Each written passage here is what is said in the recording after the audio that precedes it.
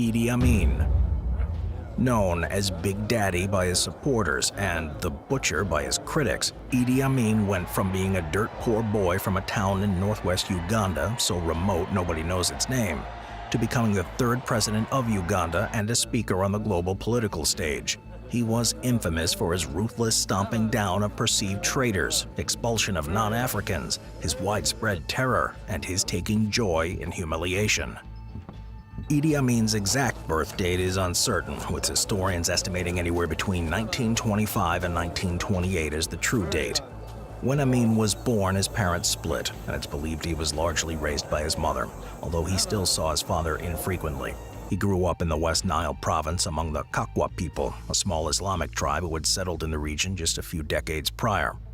As a child and into his teen years, it's reported that he received little education due to limited opportunities for West Nile Ugandans, and by 21 he had few options on what to do next. Rather than attempt to cobble together more of an education, he joined the former British regiment, the King's African Rifles, and began the training that would come to define his future rule. Allegedly beginning his career as an assistant cook, he quickly rose through the ranks, taking promotion after promotion on his rise to the top. He was deployed to Somalia in 1949, helped put down the Shifta rebels, and was deployed again to snuff out the Mau Mau rebellion in Kenya.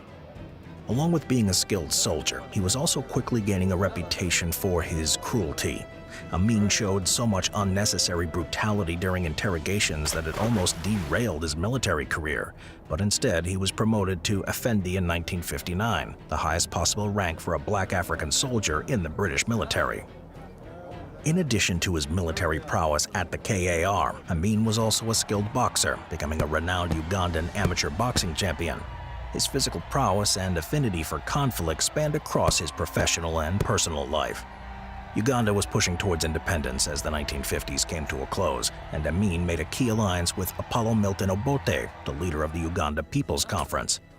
Obote would go on to become the Prime Minister of Uganda when it reached independence in 1962.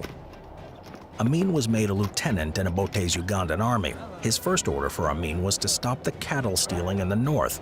Amin did this, but he also committed such atrocities that the British demanded he be tried for his crimes. Instead, Obote had him trained further in military tactics in the United Kingdom. When Amin got back to Uganda in 1964, the army was in full-scale mutiny, without anyone to hold control in his absence. Amin was tasked with getting it back in order. When he succeeded, he was promoted again, this time to deputy commander. He was then accused of smuggling gold, coffee, and ivory out of the Congo alongside Prime Minister Obote. Meanwhile, in 1966, Obote dismissed the government, declaring himself president.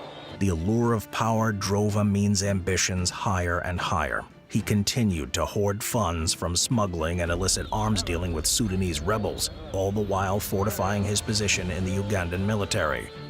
Obote promoted Amin to Chief of the Army and Air Force, a position that's forfeited even more power to Amin. After an unsuccessful assassination attempt on Obote's life in 1969, the president became more wary and tried to seize greater control of the military in 1970. All the while, Amin continued to build his network, working closely with Israeli and British agents in Uganda. Mistrusting of Amin, Obote attempted to demote him, but this too failed. While Obote was traveling to Singapore, Amin took advantage. In 1971, he staged a successful coup on the Ugandan government. While he called himself president, the title he preferred was, quote, His Excellency President for Life Field Marshal Al-Haji Dr. Idi Amin, VC DSO MC, Lord of all the beasts of the earth and fishes of the sea, and conqueror of the British Empire in Africa in general and Uganda in particular, end quote. Amin immediately got started with his atrocities. In his first few months, he brutally assassinated political threats and members of the Ugandan police before turning his attention on the public.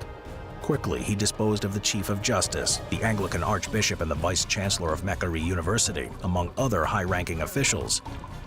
Within just 3 months, he also enlisted 10,000 new soldiers, almost half of which were ex-Anyanya guerrilla fighters, former Zairean freedom fighters, and those from Amin's home. In the first 6 months of his reign, Ugandans killed Ugandans with increasing alacrity, urged by Amin himself. From there, he then launched one of his first major attacks on humanity since taking over, the killing of approximately 3,000 Langi and Acholi soldiers, given their connection to the now exiled former Prime Minister Obote. He also created killer squads within what was called the State Research Bureau and Public Safety Unit to hunt down Obote's supporters and task them with snuffing out any opposition to his reign. Obote, from his exile in Tanzania, attempted to rally his followers to retake Uganda, but was unsuccessful. Tens of thousands of Asian residents were expelled from his country in 1972, which thoroughly wrecked the Ugandan economy to a point that its impact is still felt today. He publicly insulted the leaders of the free world, including the United States and Great Britain, and reversed Uganda's relations with Israel, instead buddying up with Colonel Muammar Mohammed al-Gaddafi of Libya, as well as the Soviet Union and the Palestinians. Despite this and public hostility from leaders in the US, UK, and Israel, they still hypocritically worked with the dictator. In 1973, America actually took over Britain as Uganda's most prominent trading partner, despite publicly closing their embassy in Kampala that same year. Amin continued to act brutally and with abandon. In 1976, a group of Palestinians and members of the Badr Meinhof gang hijacked a French airliner at Entebbe Airport. With both Amin and the Ugandan army's support, the flight en route from Israel to France was held hostage by the two groups. However, Israeli forces launched an immediate counter-raid and freed the hostages. This sent Amin into a tirade. He executed several airport employees, a host of Kenyans that he blamed for the counter-raid, and an elderly British passenger who had been sent to a hospital after the attempted hijacking. By this point, Amin received his nickname, the Butcher of Uganda, and he lived up to that moniker. He had killed over 300,000 civilians, including some high-ranking Uganda citizens such as the Anglican Archbishop, the governor of the Bank of Uganda, and the chancellor of Makerere College. Yet he grew more paranoid over time, and it was clear that his grip was slipping. When a collection of Ugandans fled over the border to Tanzania, he flew into a rage and accused Tanzanian President Julius Nyerere of attempting to foment insurrection in Uganda. In typical Amin fashion, he immediately turned to military action in an attempt to enact his revenge. He sent a mixture of Ugandan military and Libyan support into Tanzania, aiming to punish Nyerere as well as those that had deserted. His goal was to take Kagera Salient, a small territory north of the Kagera River. While he initially took the strip of land, it didn't last long.